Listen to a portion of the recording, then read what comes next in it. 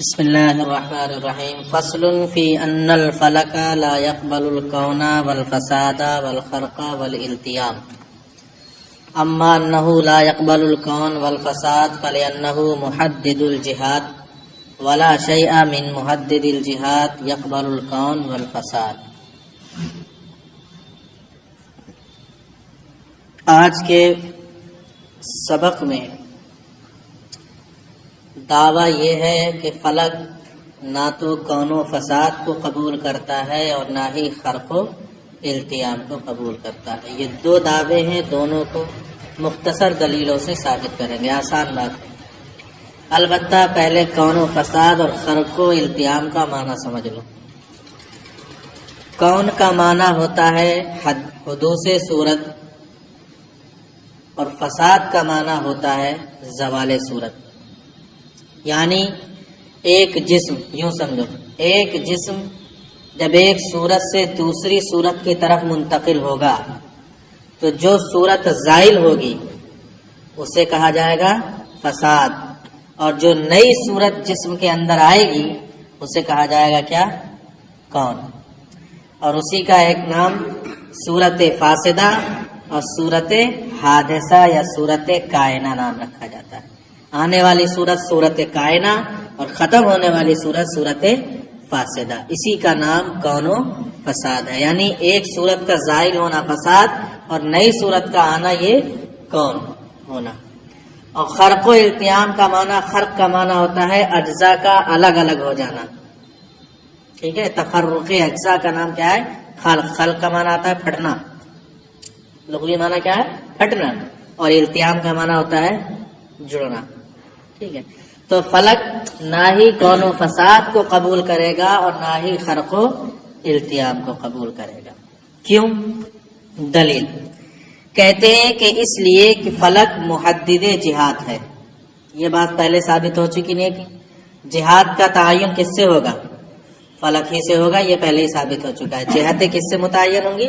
فلک سے۔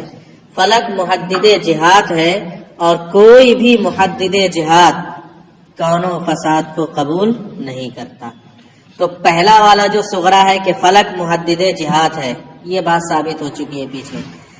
ثابت یہ ہونا ہے کہ کوئی بھی محدد جہات کون و فساد کو قبول نہیں کرتا۔ دلیل کہاں سے شروع ہوگی؟ اس سے پہلے ترجمہ۔ یہ فصل اس بارے میں ہے کہ فلک کون و فساد کے قابل نہیں اور نہ ہی خرق و التیام کے قابل ہے، اس لیے کہ یہ رہا یہ مسئلہ کہ وہ کون و فساد کو قبول نہیں کرے گا، تو اس لیے کہ وہ محدد جہات ہے۔ ولا شیء من محدد الجہات یقبل الکون والفساد، اور کوئی بھی محدد جہات کون و فساد کو قبول نہیں کرتا۔ اما صغرا، رہا صغرا فقد مرہ تقریرها، تو اس کی تقریر پیچھے ہو چکی ہے کہ فلک محدد جہات ہے، یہ بات ثابت ہو چکی ہے۔ رہا کبرا، کیا؟ کہ کوئی بھی محدد جہات کون و فساد کو قبول نہیں کرتا، کبرا کو یہاں سے ثابت کریں گے۔ کہتے ہیں فَلِأَنَّ كُلَّ مَا يَقْبَلُ الْكَوْنَ وَالْفَسَادَ فَلِصُورَتِهِ الْحَادِثَةِ حَيِّزٌ طَبْعِيٌّ وَلِصُورَتِهِ الْفَاسِدَةِ حَيِّزٌ آخر طبعی لما بینا ان كل جسم وله حيز طبعی وكل ما هذا شأنه فهو قابل للحركة المستقيمة لأن الصورة الكائنة إما أن تحصل في حيز طبيعي أو في حيز غريب، فإن حصلت في حيز غريب فكانت تقتضي ميلا مستقيما إلى حيزها الطبيعي، وإن حصلت في حيز طبيعي فالصورة الفاسدة كانت قبل الفساد حاصلة في حيز غريب فكانت تقتضي ميلا مستقيما إلى حيزها الطبيعي۔ یہاں تک دلیل ہے۔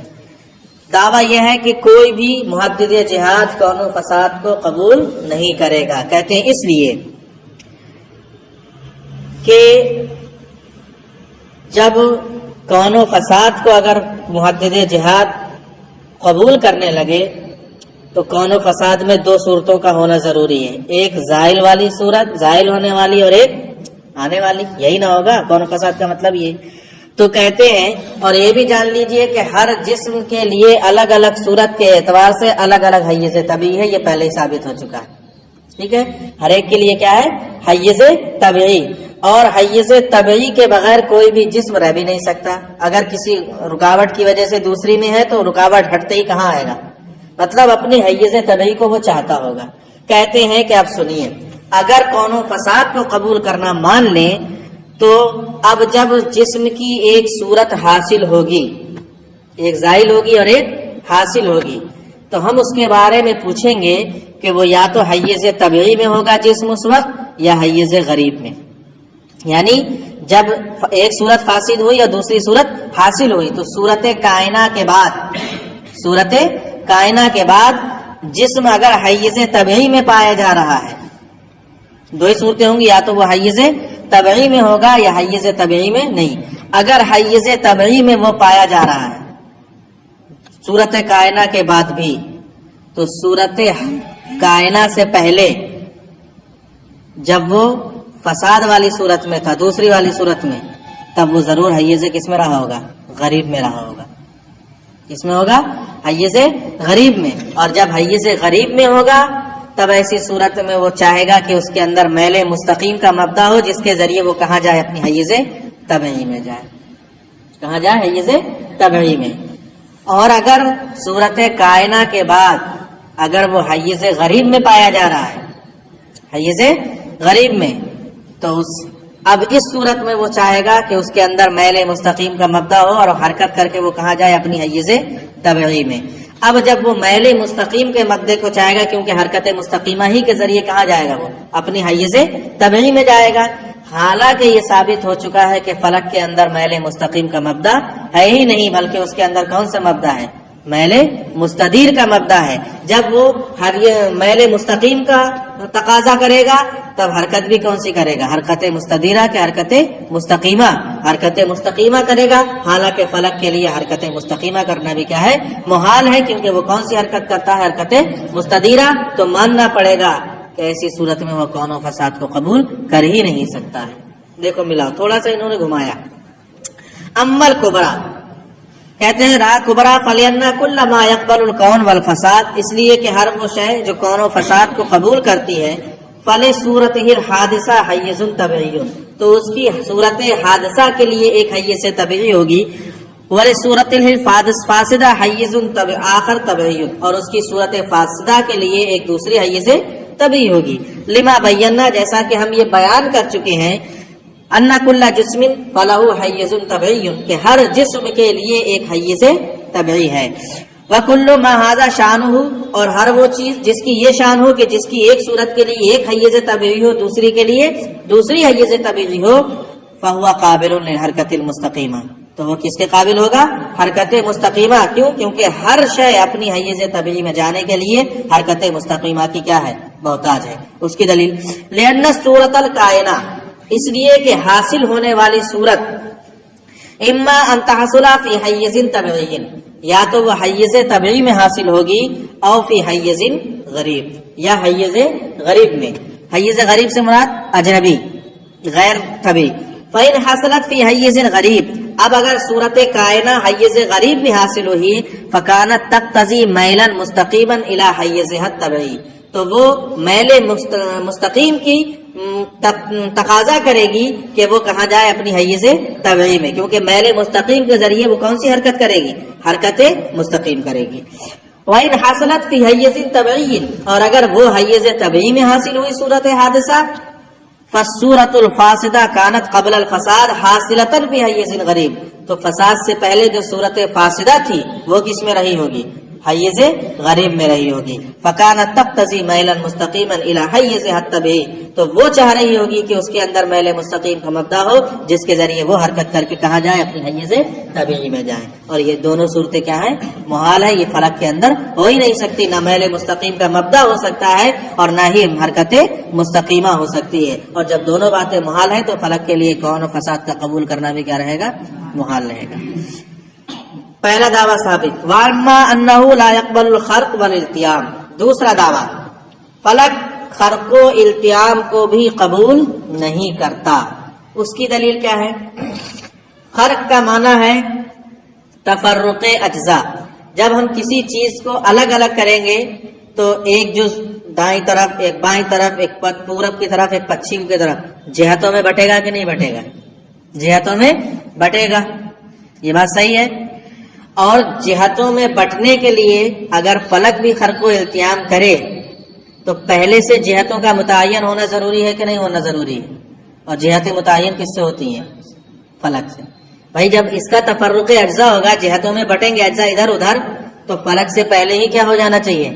جہتوں کا تعین ہونا چاہیے نا، تبھی تو اجزاء ادھر ادھر ہوں گے، دائیں بائیں اتر پورب یا جدھر بھی جائیں گے تو یہ سب پہلے ہو جانا چاہیے، حالانکہ جہت کا تعین کس سے ہوتا ہے؟ فلک سے ہی ہوتا ہے۔ تو جب فلک خود محدد جہات ہے، اس سے پہلے جہتوں کا تعین ہوگا ہی نہیں، تو اجزاء بھی ادھر ادھر کہاں جائیں گے؟ دائیں بائیں کہاں جائیں گے جب جہت ہے ہی نہیں؟